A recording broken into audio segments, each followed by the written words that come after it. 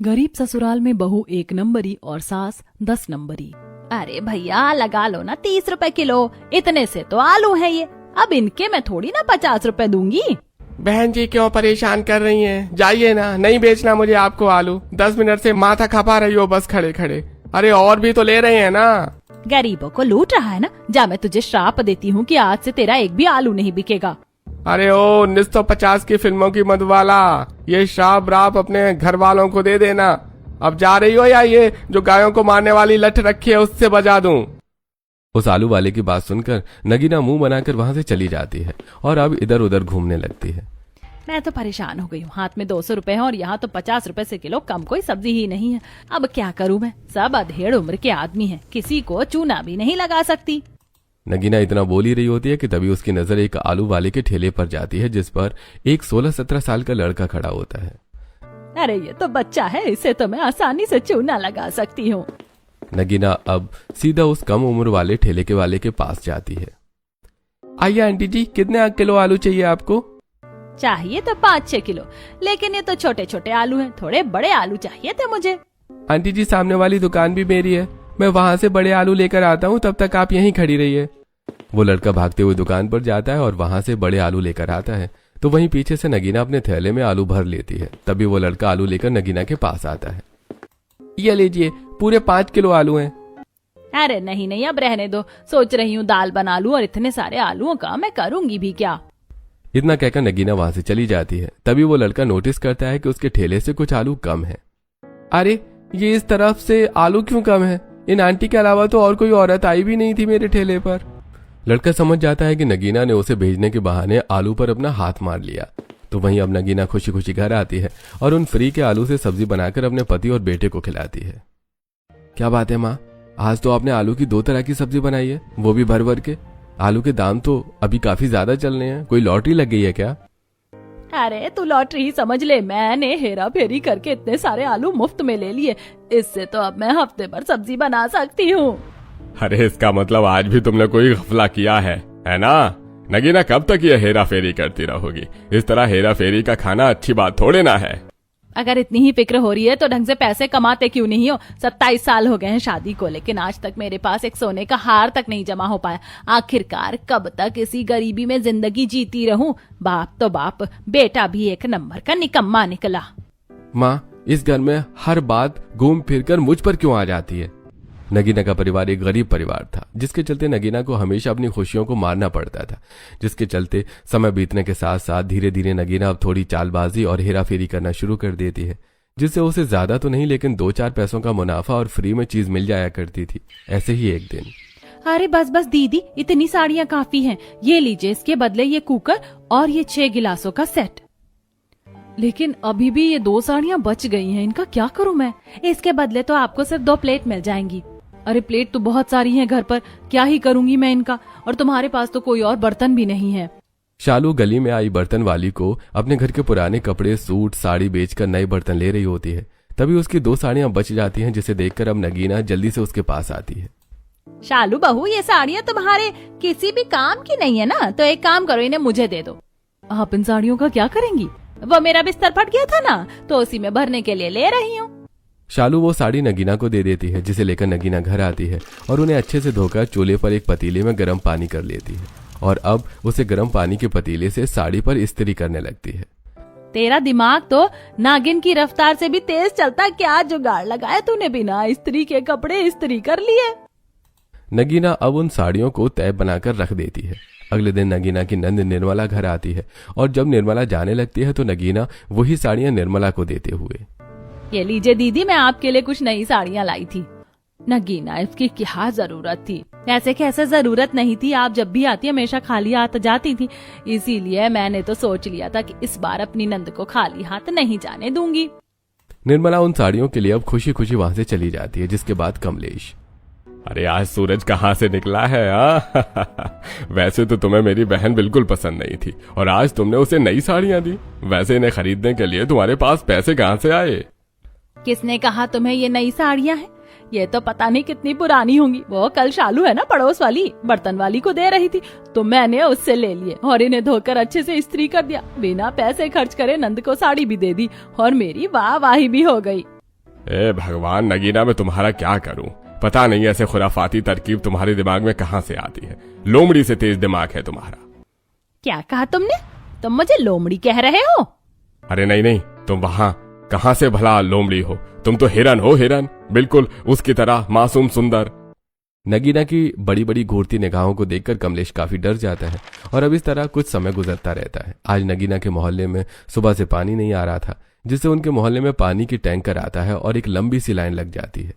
अरे यार, ये लाइन तो काफी लंबी है, खाना भी बनाना है, पानी भरने में ही मुझे शाम हो जाएगी। नगीना, कुछ तो दिमाग चला अपना। लाइन से बाहर होकर नगीना बाल्टी लेकर सीधा टैंकर की तरफ जाने लगती है, जिसे देखकर कुछ औरतें, नगीना कहाँ चली आ रही हो? हम यहाँ बेवकूफ हैं जो दोपहर से लाइन लगा कर खड़े। चल जा पीछे। यहाँ तेरा कोई खुराफात दिमाग काम नहीं करेगा, पीछे जाकर खड़ी हो जा लाइन में, समझी? जा रही हूँ ना, क्यों कुत्तों की तरह चिल्ला रही हो दोनों की दोनों? क्या करूँ मैं, ऐसे तो पानी भर ही नहीं पाऊंगी। नगीना इतना सोच रही होती है कि तभी सामने से एक कमला नाम की औरत 2 बाल्टी पानी भरकर आ रही होती है, जिसे देखकर नगीना की दिमाग की बत्ती जलती है और अब वो जल्दी से कमला के पास जाती है। कमला, तू यहाँ है और वहाँ तेरा पति फिर से दारू पीकर तमाशा कर रहा है। इस आदमी ने तो मेरा जीना हराम कर दिया पूरे मोहल्ले में, आज तो यह कूटेगा मुझसे। कमला गुस्से में पानी की बाल्टी वहीं रखकर सीधा अपने पति को मारने के लिए जाती है, जिसका फायदा उठाकर नगीना सारा पानी अपनी बाल्टी में डालकर घर आ जाती है। कितना अच्छा बेवकूफ बनाया मैंने कमला को। वाह नगीना, वाह, क्या दिमाग है तेरा। इसी तरह की हेरा फेरी जुगलबंदी जुगाड़ करते हुए नगीना की जिंदगी कट ही रही होती है और आज नगीना अपने परिवार के साथ पंकज के लिए रिश्ता देखने उनके जैसे ये गरीब परिवार के घर जा रही होती है। समोसे कचौरी के साथ साथ में ये थोड़े काजू बादाम भी ले आया था। अरे ये काजू बादाम कहाँ से लाए? इतनी महंगी चीज लाने की क्या जरूरत थी जी? सिर्फ वो लोग रिश्ता ही तो देखने आ रहे, कौन सा लगन करने आ रहे हैं। सिर्फ 250 ग्राम है, वो भी उधार पर लाया हूँ। धीरे धीरे दे देंगे और बेटी का रिश्ता हो रहा है। समोसे कचौरी के साथ कुछ तो ढंग की चीज होनी चाहिए ना। बाबा ठीक कह रहे हैं, लेकिन माँ आपको ये सारे काजू बादाम रखने की कोई जरूरत नहीं है। कुछ लोग एक नंबर के लालची होते हैं, काजू बादाम भी चट कर लेंगे और रिश्ता भी नहीं करेंगे। इतना कहकर मयूरी अब तो छोटे छोटे कटोरियों में थोड़े से काजू और बादाम डाल देती है। थोड़ी देर में नगीना मयूरी के घर आती है और अब मयूरी चाय, समोसे, कचौड़ी, काजू बादाम लाकर जैसे ही नगीना के सामने रखती है तो काजू बादाम खाए हुए साल भर से ऊपर हो गया, पहले इन्हीं पर हाथ मारती हूँ। सभी चीजों को छोड़कर नगीना अब एक एक करके काजू बादाम खत्म करने में लगी होती है, जिसे देखकर मयूरी, अरे ये तो सच में हपसन निकली, सभी चीज को छोड़ काजू बादाम ही लपेट रही हैं। कहीं ऐसा ना हो कि ये सारे खत्म कर दें। मयूरी अब जल्दी से काजू बादाम की कटोरी नगीना के सामने से हटा देती है। अरे आंटी जी, आप समोसे कचौड़ी भी खाइए ना, हमारे यहाँ की बहुत फेमस है ये। कैसे इस चालाक लड़की ने मेरे सामने से काजू बादाम हटा लिए? कोई बात नहीं, मैं भी कहाँ शर्माने वालों में से हूँ, मांग कर खा लूंगी। नगीना अभी भी बाज नहीं आती और अब पेट भरकर कचौड़ी समोसे खाने के बाद सामने से काजू बादाम मांग कर खाती है, जिसे देखकर मयूरी का मुंह बन जाता है। तो वहीं मयूरी और पंकज एक ही नजर में एक दूसरे को पसंद कर लेते हैं और उनके परिवार वालों को भी रिश्ते से कोई ऐतराज नहीं होता। अरे भाई, हमारी तरफ से तो रिश्ता पक्का समझिए।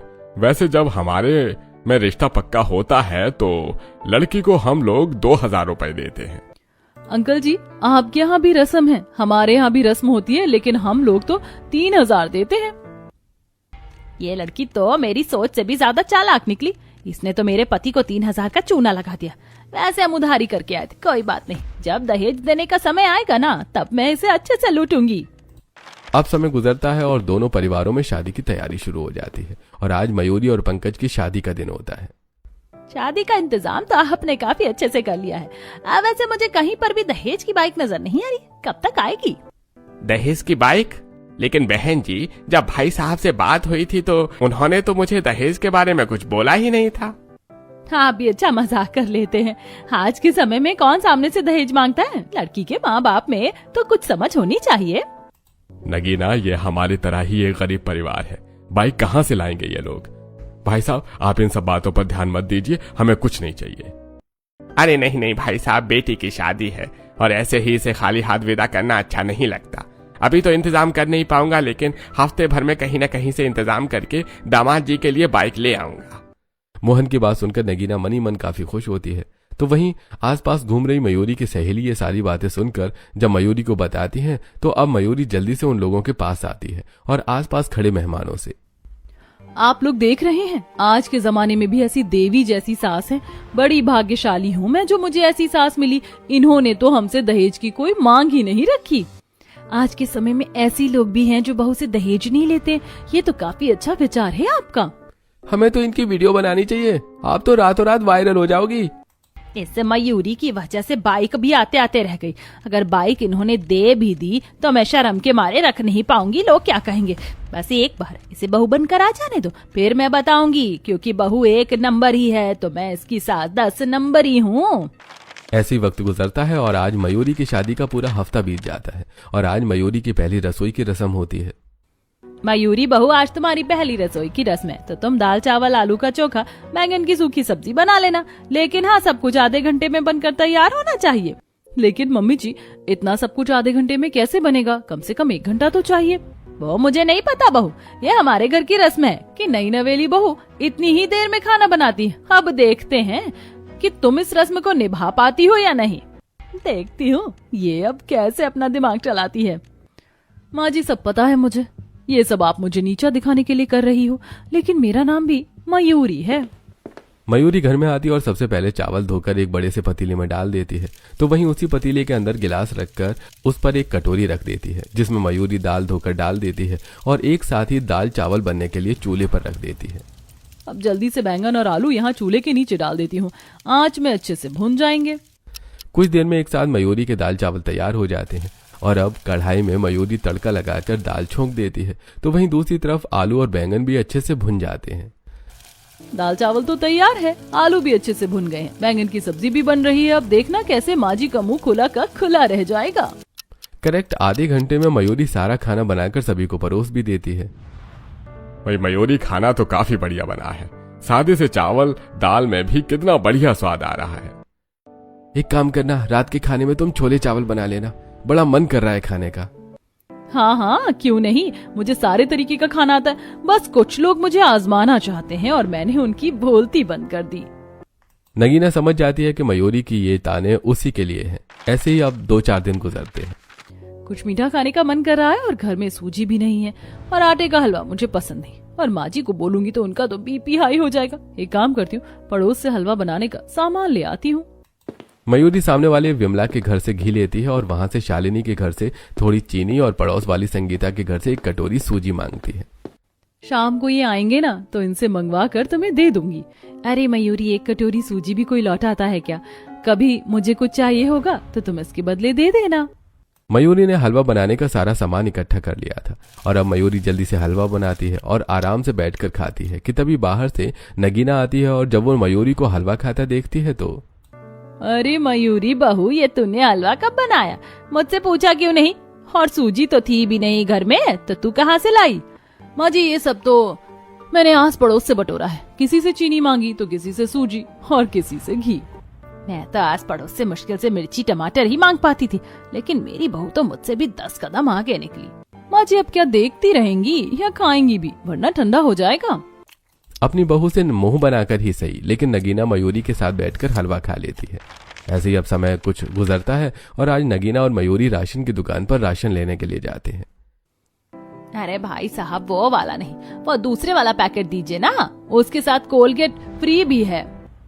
दुकान वाला अंदर से सामान निकालने में बिजी होता है। तो वहीं इसी बात का फायदा उठाकर नगीना सामने टेबल पर रखा बिस्किट का पैकेट उठाकर अपने थैले में डाल लेती है, जिसे देखकर मयूरी, अरे माँ जी तो गफला कर रही हैं। इन्हें क्या लगा कि मैं बाकी का सामान ले रही हूँ तो इन पर मेरी नजर नहीं जाएगी, लेकिन मैं क्यों ही बोलूं, मुझे भी तो मुफ्त के बिस्किट खाने को मिलेंगे। ये देखकर मयूरी भी चुप रहती है और अपनी सास से कुछ नहीं कहती। तो वहीं दूसरी तरफ सामान लेकर मयूरी अपनी सास के साथ एक कॉस्मेटिक की शॉप पर जाती है, जहां वो एक रेड कलर की लिपस्टिक ट्राई करती है। कितनी अच्छी लिपस्टिक है, लेकिन 200 रुपए की है। बाहर तो ऐसे 20 रुपए की मिल जाएगी, पर ये छूटेगी भी तो नहीं। अब क्या करूं? मयूरी इधर उधर देखती है और लिपस्टिक ट्राई करने के बहाने अपने दांतों से उसे लिपस्टिक को काट के मुंह में रख लेती है और बाहर आते ही अपने बैग से एक छोटी सी डिब्बी निकालकर मयूरी उस लिपस्टिक को उसमें डाल देती है कि तभी शॉप के अंदर से नगीना बाहर निकल कर आती है। अरे मयूरी बहू, तेरे लिपस्टिक चोरी करने का स्टाइल तो काफी अच्छा था। मुझे नहीं पता था कि तू 1 नंबर की चोर भी है। वैसे माँ जी, जैसे आपने बिस्किट का पैकेट चोरी किया। मेरे ख्याल से बहू हमें चलना चाहिए, लेट हो रहा है। मयूरी की बात सुनकर नगीना घबरा जाती है, तो मयूरी मन ही मन काफी हंसती है और इसी तरह कुछ दिन गुजर जाते हैं। मयूरी के घर के पास ही आज एक काफी बड़ा भंडारा हो रहा होता है। आलू पूरी की खुशबू तो कितनी बढ़िया आ रही है, जल्दी जल्दी ले लेती हूँ, आज दोपहर में खाना बनाना नहीं पड़ेगा। भंडारे की लाइन में लगकर मयूरी अब आलू पूड़ी लेकर घर आती है।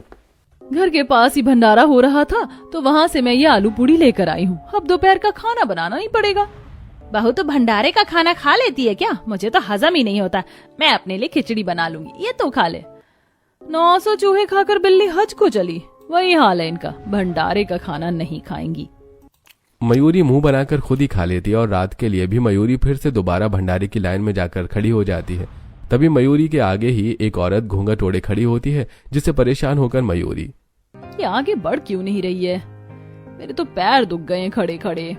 मयूरी जैसे ही उस औरत के कंधे पर हाथ रखती है तो वो औरत पीछे मुड़ के अपना घूंघट ऊपर करती है और उसे देखकर मयूरी दंग रह जाती है। दरअसल भंडारे की लाइन में खड़ी यह घूंघट ओढ़कर औरत कोई और नहीं बल्कि मयूरी की सास ही थी। माँ जी, आप तो भंडारे का खाना नहीं खाती, तो यहाँ क्या कर रही हैं? अरे बहू, वो तो पड़ोसन शीला है ना, मैं उसके लिए लेने आई थी, मैं थोड़ी ना खाती हूँ भंडारे का खाना। मयूरी समझ जाती है कि नगीना उसे झूठ कह रही है और इस बार भी अपनी बहू के सामने अपनी बेइज्जती होता देखकर नगीना को काफी गुस्सा आता है और ऐसे ही कुछ समय गुजर जाता है। मयूरी घर में पोछा लगा रही होती है कि तभी नगीना बाहर से कीचड़ में सने चप्पल पहने घर के अंदर आ जाती है। ये देखकर मयूरी गुस्से से, माँ जी, ये क्या किया आपने? इतनी मेहनत से मैंने पोछा लगाया था और आप गंदे पैर लेकर अंदर आ गई। अरे छोटी बच्ची हो क्या, चप्पल बाहर नहीं उतार सकती थी? अरे बहू, वो मेरा ध्यान ही नहीं गया। चल कोई बात नहीं, थोड़ा ही तो गंदा हुआ, दोबारा से पोछा लगा ले। अब दोबारा पोछा लगाने से तेरे हाथ थोड़ी ना घिस जाएंगे। नगीना की बात सुनकर मयूरी को काफी गुस्सा आता है और अब मयूरी मुंह बनाकर दोबारा पोछा लगाने लगती है। और जब थोड़ी देर बाद मयूरी आंगन में बैठकर कपड़े धो रही होती है तो, ये तो मेरी सास की साड़ी है ना, आज तो मैं इसे इतना रगड़ रगड़ के साफ करूंगी ना कि माँ जी जिंदगी भर याद रखेंगी। मयूरी जानबूझकर नगीना की साड़ी पर दबा दबा कर ब्रश मारती है, जिससे नगीना की साड़ी फट जाती है। ये देखकर नगीना को काफी गुस्सा आता है और जैसे ही शाम में पंकज फैक्ट्री से घर आता है, ये देख रहा है पंकज, तेरी बीवी ने जानबूझकर मेरी साड़ी फाड़ी है, पता नहीं क्या दुश्मनी है इसे मुझसे। अरे मुझे किसी पागल कुत्ते ने काटा है क्या जो मैं इनकी साड़ी फाड़ दूंगी? पंकज, तुम मेरे पति हो, तुम्हें मेरी बात पर विश्वास होना चाहिए। अरे बस भी करो, आप दोनों सास बहू कम किसी ठेके की शराबी ज्यादा दिखते हो जो दारू की बोतल के लिए एक दूसरे से लड़ रहे हैं। अरे चुप करो तुम, हम बोल रहे हैं, हमें बोलने तो दो। दोनों सास बहू को एक साथ बोलता देखकर पंकज काफी घबरा जाता है, जिससे पंकज दुम दबाकर चला जाता है और अब दोनों सास बहू किसी कुत्ते बिल्ली की तरह एक दूसरे से बहस करने लगती हैं। ऐसे समय गुजरता है और आज पड़ोस की कुछ औरतें नगीना के घर आती हैं। कितने दिनों बाद आई हो तुम लोग मेरे घर पर? वो तो है नगीना, अब क्या करे, तुम्हारे घर की तरह हमारे घर में बहू थोड़ी ना है तो सारा काम खुद कर लेगी और हम आराम करेंगे। अरे किसने कहा कि मेरी बहू घर का काम करती है? अरे एक नंबर की काम चोर है, काम चोर, इसका बस चले ना, ये तो नहाए भी नहीं। ये सारी बातें मयूरी चुप कर सुन लेती है और अब जल्दी से मयूरी बाहर सभी के सामने आती है, जिसे देखकर नगीना, तो ये मेरी बहू है जिसकी मैं तुम लोगों से भर भर के तारीफ कर रही थी। बहू, मेहमान आए हैं, जल्दी से जाकर गर्मा गर्म चाय बना कर ले आओ। वैसे मम्मी जी कह तो बिल्कुल सही रही हैं, वो क्या है ना, मुझसे घर के कुछ काम काज नहीं होते। अब चाय ही देख लो, हर बार जला देती हूँ, लेकिन मम्मी जी को लगता है कि कभी ना कभी तो मैं सीख ही जाऊंगी। क्यों मम्मी जी, सही कहा ना मैंने? मैं तो कह रही हूँ कि आप ही जाकर चाय बनाइए, मैं तब तक आंटी के साथ गपशप कर लेती हूँ। नगीना तो समझ जाती है लेकिन वो कुछ नहीं कहती। आए दिन मयूरी और नगीना में काफी ज्यादा बहस होती है, जिसे देखकर, तेरी बीवी 1 नंबर ही तो मेरी बीवी भी 10 नंबर ही है। दोनों में से कोई चुप रहने का नाम नहीं लेता, पता नहीं इनकी कैसे पटेगी। पापा आप नाम भी देख लो ना, नगीना और मयूरी, नागिन और मोर की तो सदियों से कोई दोस्ती नहीं है, तो भला इनके नाम वाले लोगों में कैसे दोस्ती हो जाएगी? पंकज और कमलेश रोज अपनी बीवियों की लड़ाई से काफी ज्यादा थक चुके थे, लेकिन बेचारे अब क्या ही कर सकते थे। ऐसे कुछ समय और गुजरता है और, अरे नगीना बहन कैसी हो? ए मोहिनी जी, आप यहाँ आज बड़े लोगों का हम गरीबों की झोपड़ी में कैसे आना हुआ? अरे नगीना जी आप भी ना, मैं तो ये कहने आई थी कि कल मेरे घर में बहुत बड़ी पूजा, सभी लोगों के लिए हमने खाने पीने की व्यवस्था की है, लेकिन मैंने एक बार सोचा है कि क्यों ना हम सभी पड़ोसन मिलकर ही खाने पीने की तैयारी करें। अरे हाँ, क्यों नहीं, वैसे भी पूजा वगैरह में अपना बनाया हुआ खाना भोग लगाना बड़ा अच्छा लगता है, और वही अपने पेट में जाए तो और ज्यादा अच्छा लगता है। नगीना के मन में फिर से कुछ खुराफात चलने लगती है। इसी तरह दिन गुजरता है और आज मयूरी और नगीना मोहिनी के घर जाती है, जहां और भी कई सारी औरतें अलग अलग पकवान बनाने में लगी रहती हैं और नगीना को मटर पनीर बनाने को मिलता है। कितना बढ़िया मटर पनीर बनाया मैंने, खुशबू ही इतनी अच्छी आ रही। सभी लोग तो कुछ ना कुछ बनाने में बिल्कुल बिजी हैं। यही मौका है ना गीना। नगीना एक थैली लेती है और उसके अंदर ढेर सारा मटर पनीर भर के उसे टेंट के पीछे छुपा देती है। थोड़ी देर बाद जब सभी मेहमानों का खाना शुरू होता है तो उन्हें मटर पनीर कम पड़ जाता है, जिसे देखकर अरे भाई, मेहमानों को मटर पनीर कम कैसे पड़ गया? आधों की प्लेट में तो गया भी नहीं है।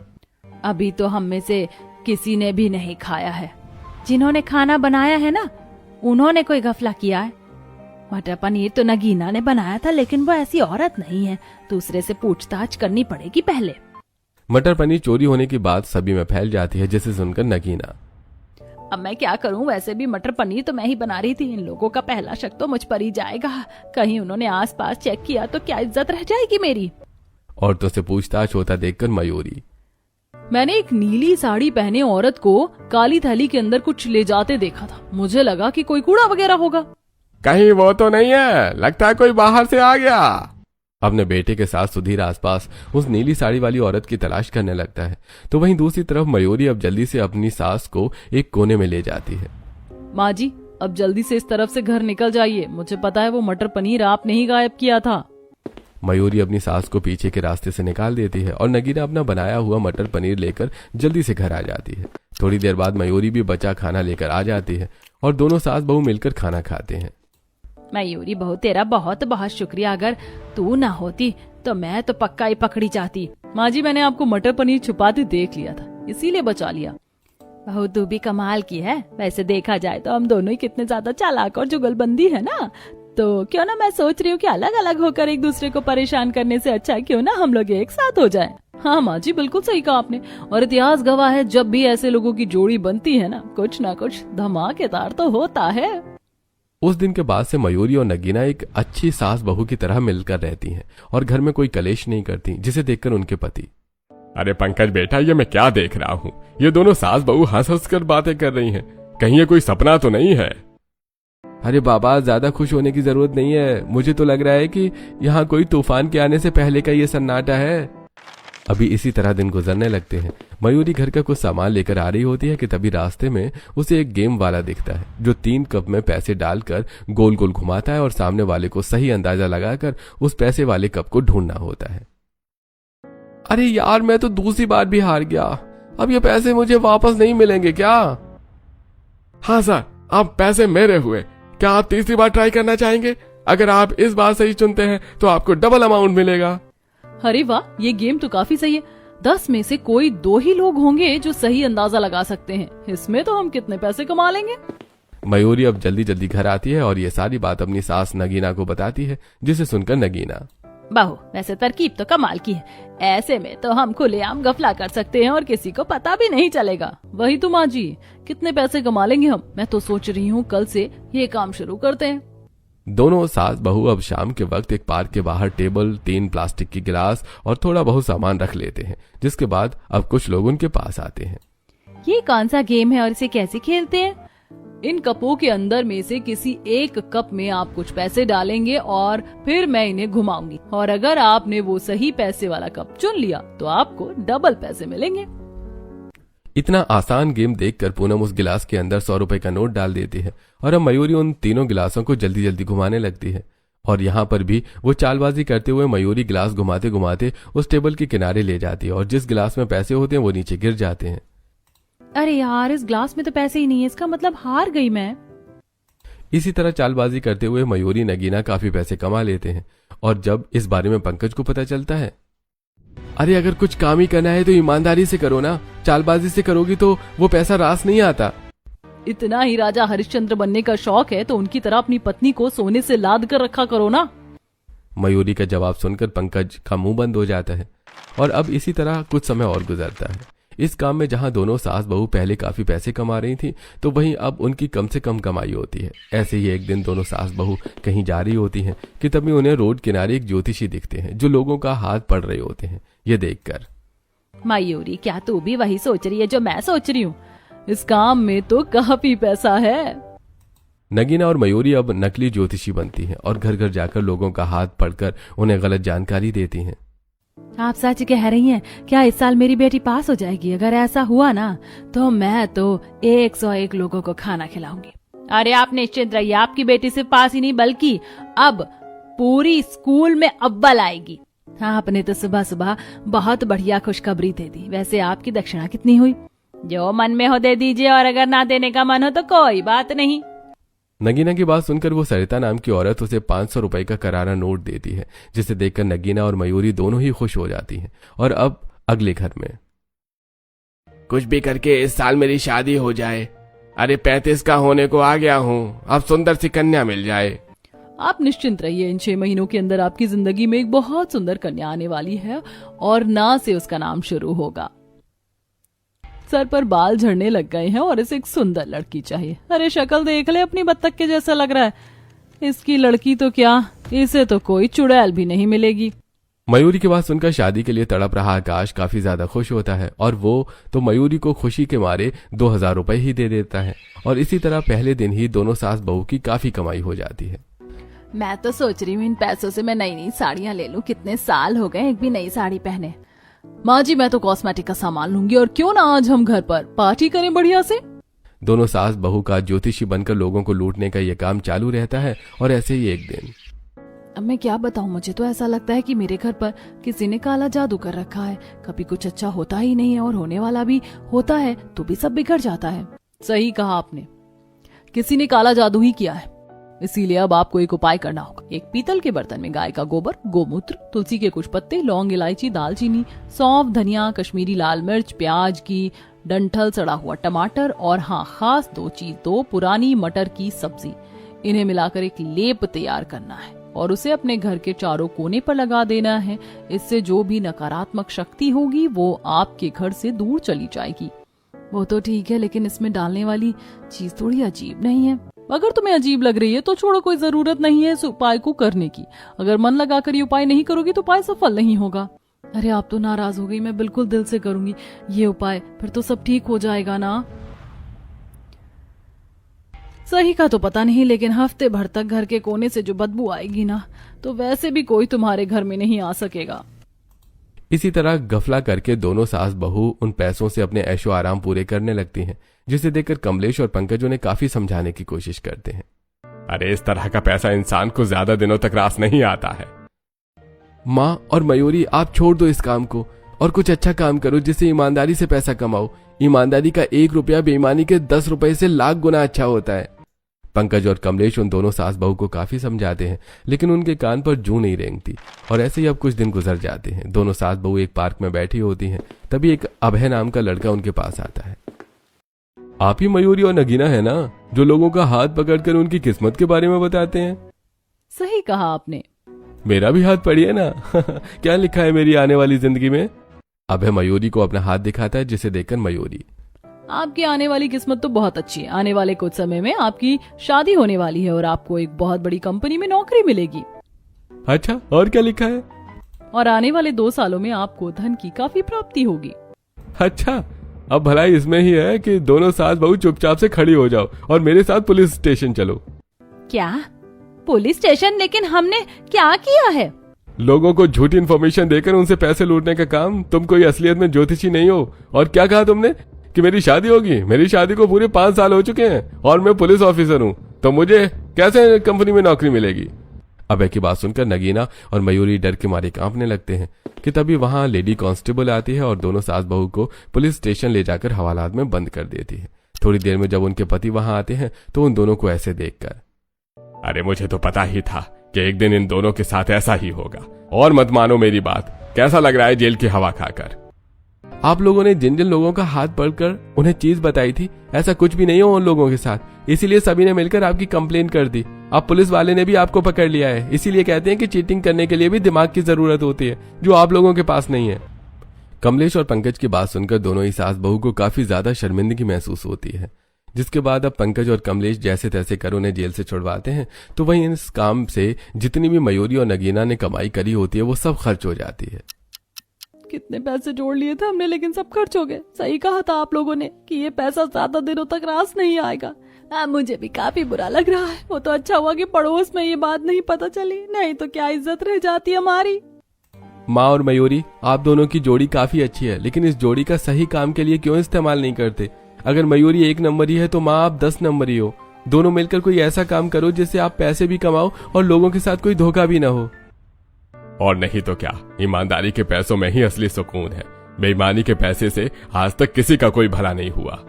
नगीना और मयूरी कमलेश पंकज की बात समझ जाती हैं, जिसके बाद अब वो लोगों के घरों में कुछ दिनों तक काम करके थोड़े बहुत पैसे जोड़कर अपना एक खाने पीने का ठेला शुरू करती हैं और उसमें कई सारे ऑफर भी निकलते हैं, जिससे अब वो ईमानदारी से ही बिना धोखाधड़ी करे अपना दिमाग चलाते हुए काफी पैसे कमाती हैं और अब उनका पूरा परिवार खुशी खुशी रहता है।